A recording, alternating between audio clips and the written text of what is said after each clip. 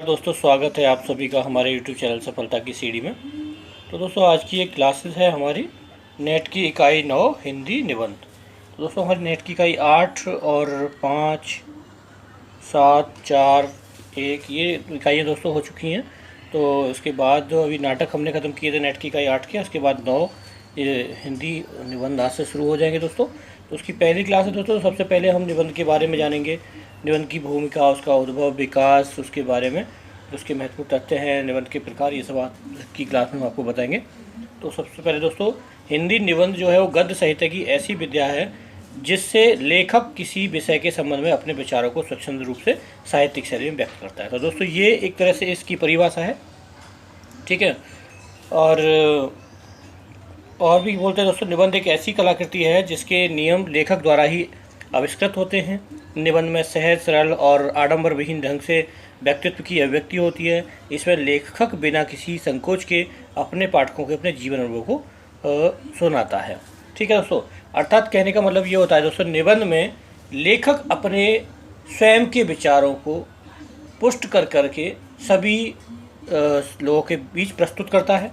और उसमें कोई नियम नहीं होते कि अपने विचारों को बताने के लिए किसी वजह से नियमबद्ध हो, कोई रुकावट हो। उसके स्वतंत्र रूप से अपने जो विचार हैं दोस्तों उनको पब्लिक के सबके सामने प्रस्तुत करता है। निबंध में यही होता है दोस्तों। आगे चलते हैं दोस्तों। निबंध दोस्तों, निबंध शब्द जो है वो नी प्लस बंध से बना हुआ है और जिसका शाब्दिक अर्थ होता है दोस्तों अच्छी तरह से बंधा हुआ, ठीक है। परिभाषा, इसकी परिभाषा इस प्रकार है। हिंदी निबंध गद्य साहित्य की ऐसी विधा है जिससे लेखक किसी विषय के संबंध में अपने विचारों को स्वच्छंद रूप से साहित्यिक शैली में व्यक्त करता है, या फिर ये कह सकते हैं दोस्तों कि किसी विषय पर विचारों को क्रमबद्ध कर सुंदर, सुगठित और सुबोध भाषा में लिखी रचना को हम निबंध कहते हैं, ठीक है। या फिर ये कहते हैं दोस्तों कि निबंध लेखक के व्यक्तित्व को प्रकाशित करने वाली ललित गद्य रचना है। बहुत सुंदर है दोस्तों, यह कथन बहुत ही सुंदर है कि सही है कि हम अगर लेखक के व्यक्तित्व को अगर देखना चाहें तो उसके हम निबंधों को पढ़ेंगे तो लेखक के व्यक्तित्व को या लेखक के विचारों को हम समझ जाएंगे कि ये जो लेखक है उसका व्यक्तित्व कैसा है। और उसको प्रकाशित करने वाला दोस्तों ये जो गद्य होता, गद्य यानी गद्य की जो विधा है दोस्तों निबंध, उससे हमें पता चल जाता है, ठीक है। अब चलते हैं दोस्तों हम कि जो हमारे समीक्षक आलोचक हैं उन्होंने निबंध के बारे में क्या लिखा है बताते हैं आपको। दोस्तों बाबू गुलाब राय जी क्या कहते हैं निबंध के बारे में। निबंध का आकार सीमित होता है, उसमें निजीपन होता है, स्वच्छ और सजीव होता है, यह कहना है दोस्तों बाबू गुलाब राय का। डॉक्टर रामचंद्र शुक्ल जी कहते हैं उनके अनुसार निबंध यदि पद कवियों की कसौटी है तो निबंध गद्य की कसौटी है। तो दोस्तों ये वाला कथन तो आपको पता है, बहुत ही महत्वपूर्ण है रामचंद्र शुक्ल जी का। तो ये गद्य उन्होंने निबंध के लिए यह कहा है। और चलते हैं आगे। पंडित श्याम सुंदर दास जी के अनुसार निबंध क्या है। निबंध वह लेख है जिसमें किसी गहन विषय पर विस्तार पूर्वक और पांडित्यपूर्ण ढंग से विचार किया गया हो। तो दोस्तों यह रहे महत्वपूर्ण समीक्षकों की गद्य के बारे में जो विचार है, जो उनके अनुसार निबंध गद्य क्या होता है वो। अब चलते दोस्तों हिंदी निबंध का विकास किस प्रकार हुआ, तो वहाँ से कैसे कैसे शुरुआत हुई दोस्तों उसके बारे में हम आपको बताएंगे। तो सबसे पहले दोस्तों चलेंगे यूरोप में निबंध का साहित्य का जनक कहा जाता है और वो हैं फ्रेंच विद्वान मानतेन, ठीक है। तो दोस्तों ये इसका मतलब तात्पर्य यह हुआ कि जो निबंध है दोस्तों उसका विकास यूरोप से हुआ है, यानी पाश्चात्य से हुआ है, हिंदी से नहीं हुआ। तो सबसे पहले यूरोप में जो उसके जनक हैं साहित्य के निबंध गद्य के, वो हैं फ्रेंच विद्वान मानतेन, ठीक है दोस्तों। दूसरा है अंग्रेजी साहित्य का प्रथम निबंधकार कौन है, वो हैं लॉर्ड बेकन को माना जाता है, जिसके बाद हमारे भारत में यानी कि हिंदी गद्य निबंध का विकास मुख्य रूप से हुआ, उनको देखकर, उनको पढ़कर, ठीक है। अब चलते हैं दोस्तों हमारे हिंदी में निबंध का उद्भव जो है दोस्तों वो भारतेंदु युग से माना जाता है, ठीक है। यानी कि निबंध लेखन जो है हमारे यहाँ कब से शुरू हुआ, वो हुआ भारतेंदु युग से, ठीक है। अब चलेंगे दोस्तों हम हिंदी का प्रथम निबंधकार कौन है ये जानने के लिए आपको बताते हैं, महत्वपूर्ण बात है। तो दोस्तों आचार्य रामचंद्र शुक्ल ने भारतेंदु हरिश्चंद्र को पहला निबंधकार यानी प्रथम निबंधकार माना है। और इसके साथ साथ दोस्तों जो सभी विद्वान हैं उनकी सर्वसम्मति भी यही कहती है कि भारतेंदु हरिश्चंद्र ही हमारे आज हिंदी के प्रथम निबंधकार हैं, ठीक है दोस्तों।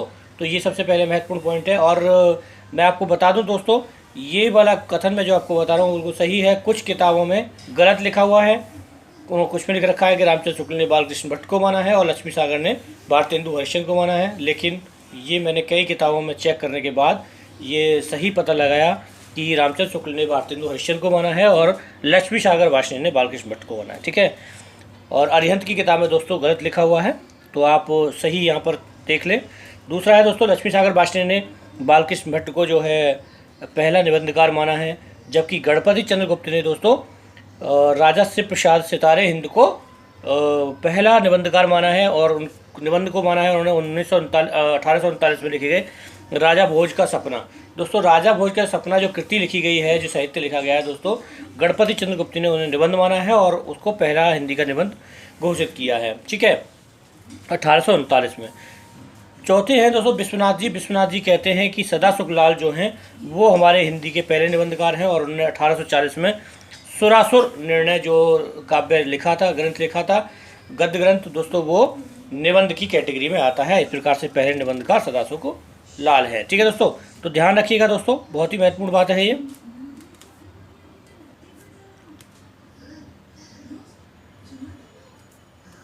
को कुछ महत्वपूर्ण बातें जैसे बता देते हैं, जैसे भारतेंदु के जो विद्या गुरु हैं दोस्तों वो राजा शिव प्रसाद सितारे हिंद है। दोस्तों मैंने आपको पहले जब हिंदी कविता थी तभी आपको भारतेंदु जी के बारे में बताया था, तब भी बताया था ये बात कि जो विद्या गुरु हैं दोस्तों वो शिव प्रसाद सितारे हिंद हैं भारतेंदु जी के।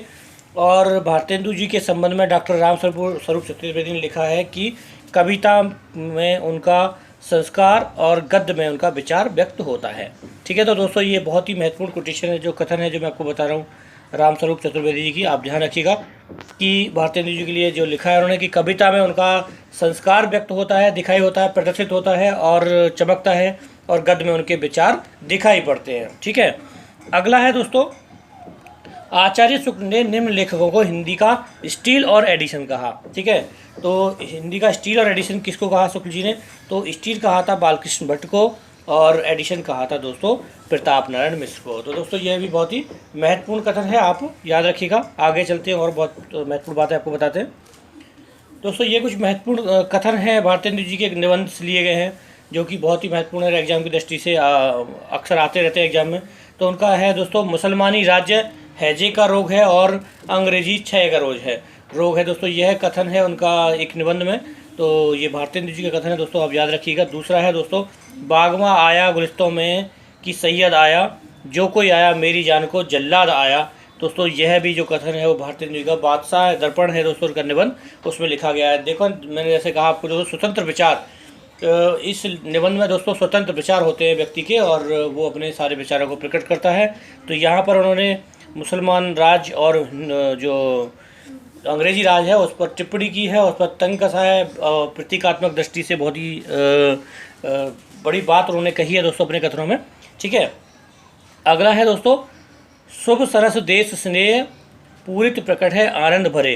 दोस्तों ये वाली जो लाइन है, जो टैग लाइन है दोस्तों, ये टैग लाइन, ये पंक्ति जो है हिंदी प्रदीप जो पत्र था दोस्तों उसके मुख्य पृष्ठ पर छपी रहती थी। यानी कि हिंदी प्रदीप पत्र की जो टैग लाइन है, ठीक है, वो है शुभ सरस देश स्नेह पूरित प्रकट है आनंद भरे। ये बहुत ही महत्वपूर्ण है दोस्तों, आप याद रखिएगा। और मैं आपको कुछ चीज़ बताता हूँ, जैसे हिंदी निबंधों के प्रारंभिक अनपढ़ रूप को आचार्य शुक्ल ने क्या कहा था?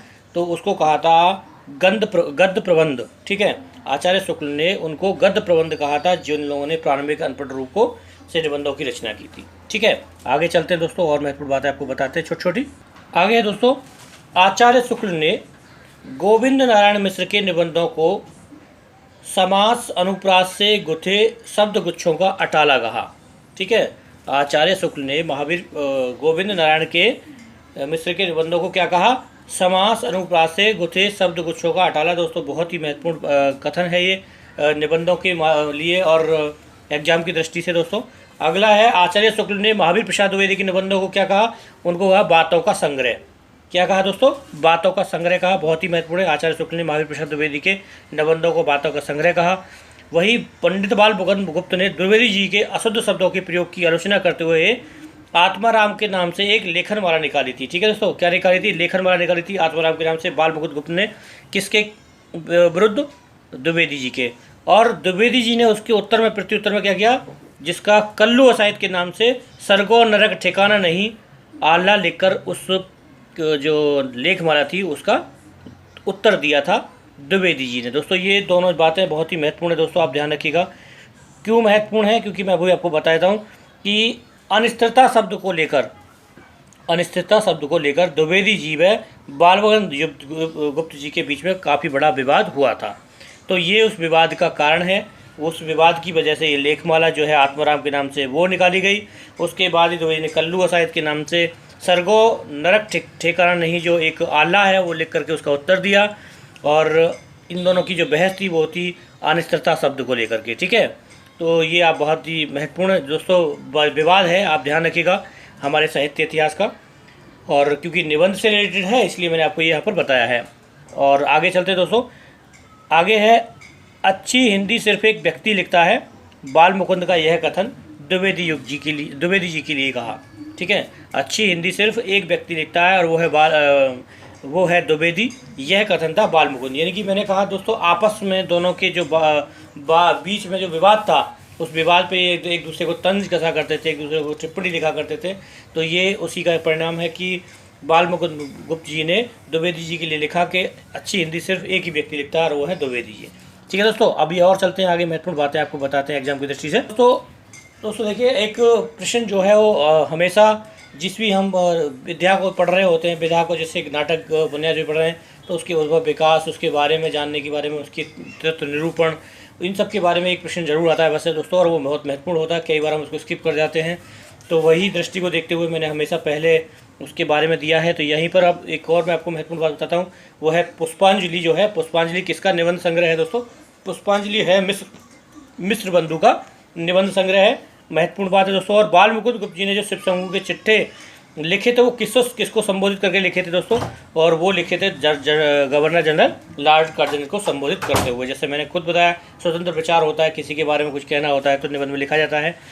ठीक है, हालांकि ये बात जब बाल मुकुंद जी का गुप्त जी का जो निबंध आएगा शिव शंभू के चिट्ठे तब आएगी, लेकिन मैंने फिर भी क्योंकि बहुत महत्वपूर्ण घटना है दोस्तों ये निबंध की विकास में, तो मैंने आपको बताया। इसके साथ ही बड़ी घूम से टेसू आए, लड़के लाड़ी साथ लगाए, होगा दिल्ली में दरबार, सुनकर चौक पड़ा संसार। दोस्तों यह जो कथन है वो बाल मुकुंद गुप्त जी का है, उनके निबंध से लिया गया है। ठीक है, अब चलते हैं कि दोस्तों भारतेंदु जी के निबंधों के बारे में, उन्होंने कितने निबंध लिखे, क्योंकि हमारे हिंदी जनक के जो भारतेंदु जी हैं वो जनक है निबंध के, तो इसलिए उनके निबंधों के बारे में जानना बहुत ही आवश्यक है।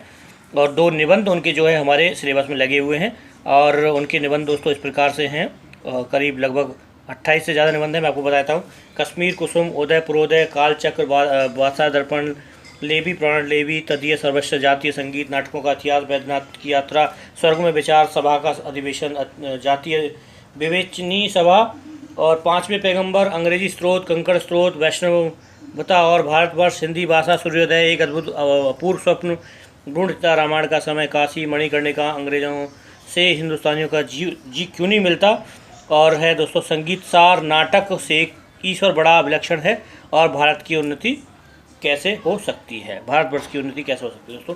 तो ये लगभग 28 निबंध हैं, और भी हो सकता है कुछ लिखे होंगे, लेकिन महत्वपूर्ण जो मुख्य रूप से 28 निबंध उन्होंने लिखे हैं भारतेंदु जी ने। तो दोस्तों आपको पता है हमारे गद्य का विकास कितना ज़बरदस्त रूप से भारतेंदु जी किया होगा, जिनके जनक वो नाटक के भी जनक वही माने जाते हैं और निबंध के भी वही जाते हैं, और दोनों ही चीज़ें दोस्तों गद्य की विधाएँ हैं, आपको पता होगा। और उन्होंने इतनी कम उम्र में ढेर सारे निबंध और ढेर सारे नाटक और उसके अलावा बहुत सारी चीज़ें भी लिखी हैं, काव्य ग्रंथ भी। तो यानी कि हम ये भी कह सकते हैं कि हमारे गद्य के यानी कि खड़ी बोली के जो विकास के लिए जनक हैं वो भी हमारे भारतेंदु जी रहे हैं। अब चल सकते हैं दोस्तों आगे, कथन एक बहुत महत्वपूर्ण वो है, हिंदी निबंध विद्या का अभ्युदय भारतेंदु युग से हुआ है, ये बात मैं आपको बता चुका हूँ। अंग्रेजी अखबारों में प्रचलित पर्सनल एसे का हिंदी अनुवाद निबंध किया गया। दोस्तों हमारे यहाँ पे हिंदी अनुवाद कहाँ से किया गया? अंग्रेजी के अखबारों में दोस्तों एक आता था पर्सनल ऐसे के नाम से, एक ऐसे लिख के आता था, उसी का हिंदी रूपांतरण हमारे हिंदी में आया, जिसका नाम निबंध लिखा गया। ठीक है दोस्तों, आगे चलते हैं और महत्वपूर्ण बातें बताते हैं आपको। अब चलते हैं दोस्तों निबंध के प्रकार के बारे में। निबंध कितने प्रकार के होते हैं दोस्तों? 5 प्रकार के होते हैं, जिनमें सबसे पहले है विचारात्मक निबंध। दोस्तों विचारात्मक निबंध कौन से होते हैं? विचारात्मक निबंध में लेखक गंभीर विषयों पर अपने चिंतन प्रवण से लेख लिखता है। इस प्रकार के निबंधों में बुद्धि की प्रधानता व विचारों की प्रमुखता होती है। इस प्रकार के निबंधों की शैली जो होती है वो व्यास या समास शैली होती है और भाषा जो है गंभीर व प्रौढ़ होती है। ठीक है, जैसे इस प्रकार के निबंध लेखक कौन कौन है दोस्तों, जैसे कि रामचंद्र शुक्ल, हजारी प्रसाद द्विवेदी, महावीर प्रसाद द्विवेदी, श्याम सुंदर दास और डॉक्टर नगेन जो है दोस्तों ये विचारात्मक निबंधकार हैं। इन्होंने विचारात्मक निबंधों की लेखन किया है। इसके बाद चलते हैं दोस्तों भावात्मक निबंध, जो इस प्रकार है दोस्तों। भावात्मक निबंधों में भाव की प्रधानता होती है। इस प्रकार के निबंध जो होते हैं व्यक्ति की संवेदनशीलता को प्रकट करते हैं और हास्य व्यंग प्रधान निबंध में भी इस श्रेणी में आते हैं। शुक्ल जी के मनोविकार संबंधी जो लेख हैं दोस्तों वो सब इसी कोटि के अंतर्गत आते हैं। और कौन कौन से भावात्मक निबंधकार हैं दोस्तों मैं बता देता हूँ। जैसे अध्यापक पूर्ण सिंह हैं, भारतेंदु हरिश्चंद्र हैं, प्रताप नारायण मिश्र आपको पता होगा बहुत बड़े व्यंग निबंधकार हैं, गुलेरी जी हैं, ब्रजनंदन जी हैं और रामकृष्ण दास हैं। तो दोस्तों ये सब जितने भी निबंधकार हैं ये भावात्मक निबंधकार हैं। इन्होंने भावात्मक निबंधों का लेखन किया है। अब आगे चलते हैं दोस्तों वर्णनात्मक निबंध। दोस्तों वर्णनात्मक निबंध है, वर्णनात्मक निबंधों में किसी घटना, तथ्य, वस्तु, स्थान, दृश्य आदि का वर्णन होता है। साथ ही इस प्रकार के निबंधों में भावात्मकता व बौद्धिकता का सामंजस्य बना रहता है। दोस्तों इसमें भाषा जो होती है वो सरल और सहज होती है। ठीक है, वर्णनात्मक में जो भाषा कैसी होती है, सरल और सहज होती है। दोस्तों ये महत्वपूर्ण है, आप ध्यान रखिएगा। ऐसा ही प्रश्न पूछा जा सकता है कि भावात्मक निबंध में भाषा किस प्रकार की होती है, तो भाषा कैसी होती है, सरल व सहज होती है। ठीक है, और इस प्रकार के निबंधकार कौन हैं, बालकृष्ण भट्ट हैं, बाबू गुलाब राय हैं, कन्हैयालाल मिश्र हैं, विष्णु प्रभाकर हैं, राम वृक्ष बेनुपुरी आदि जो निबंधकार हैं दोस्तों वो वर्णनात्मक निबंधकारों की कैटेगरी में आते हैं। उन्होंने वर्णनात्मक निबंधों का लेखन किया है। आगे चलते हैं दोस्तों। आगे है दोस्तों विवरणात्मक निबंध। विवरणात्मक निबंध जो है इस प्रकार के निबंधों में पौराणिक, ऐतिहासिक, सामाजिक घटनाओं का वर्णन होता है और निबंध जो होते हैं वो संवेदनशील तथा मार्मिक होते हैं। मार्मिक तो होंगे दोस्तों, जहाँ ऐतिहासिक और पौराणिक वर्णन होंगे तो वहाँ मार्मिकता तो अपने आप ही आ जाती है दोस्तों। और विवरण जो होता है वो भूतकाल का होता है, क्योंकि वो पौराणिक ऐतिहासिक कथा है तो इसलिए विवरण कैसा होगा, भूतकालीन होगा। तो दोस्तों तो इस प्रकार ये जो निबंध होते हैं वो विवरणात्मक होते हैं। और इस प्रकार के लेखक कौन है जिन्होंने विवरणात्मक निबंध लिखे, वो है भारतेंदु हरिश्चंद्र, बालकृष्ण भट्ट, बाबू गुलाब राय, कन्हैयालाल मिश्र, विष्णु प्रभाकर और राम वृक्ष बेनीपुरी। ठीक है दोस्तों, तो ये भी महत्वपूर्ण है और प्रश्न आ भी सकता है कि विवरणात्मक निबंधकार में किस प्रकार के होते हैं, यानी कि सामाजिक जो हमारे ऐतिहासिक पौराणिक निबंध होते हैं वो किस प्रकार के होते हैं और उनमें कौन से समय का विवरण होता है। तो यह इस प्रकार से प्रश्न पूछा जा सकता है। अगला है दोस्तों आत्मपरक निबंध। आत्मपरक निबंध दोस्तों हम इसको कह सकते हैं आधुनिक निबंध भी कह सकते हैं दोस्तों। ये आधुनिक काल का निबंध भी हम इसको कह सकते हैं, क्योंकि इस प्रकार के निबंधों में लेखक अपने व्यक्तित्व की छाप छोड़ता है और वर्तमान समय में यानी कि समकालीन समय में, वर्तमान समय में जो भी निबंध लिखे जा रहे हैं वो सभी आत्म प्रकार के ही निबंधों की कैटेगरी में आते हैं। तो इस प्रकार से दोस्तों हम इसे क्या बोल सकते हैं, आधुनिक निबंध भी बोल सकते हैं इस दृष्टि से। ठीक है दोस्तों, ये किसी समालोचक का कथन नहीं है, ये सिर्फ मैं ही कह रहा हूँ कि हम इनको आधुनिक निबंध कह सकते हैं। और इस प्रकार के लेखक कौन है दोस्तों, वो है आचार्य हजारी प्रसाद द्विवेदी, डॉक्टर विद्यानिवास मिश्र, कुबेरनाथ राय और डॉक्टर विवेकी राय आदि जो निबंधकार हैं दोस्तों वो सब आत्मपरक निबंधकार की कैटेगरी में आते हैं और उनकी जो निबंध लेखन है वो है आत्मपरक निबंध। ठीक है, अब चलते हैं दोस्तों हिंदी निबंध का विकास।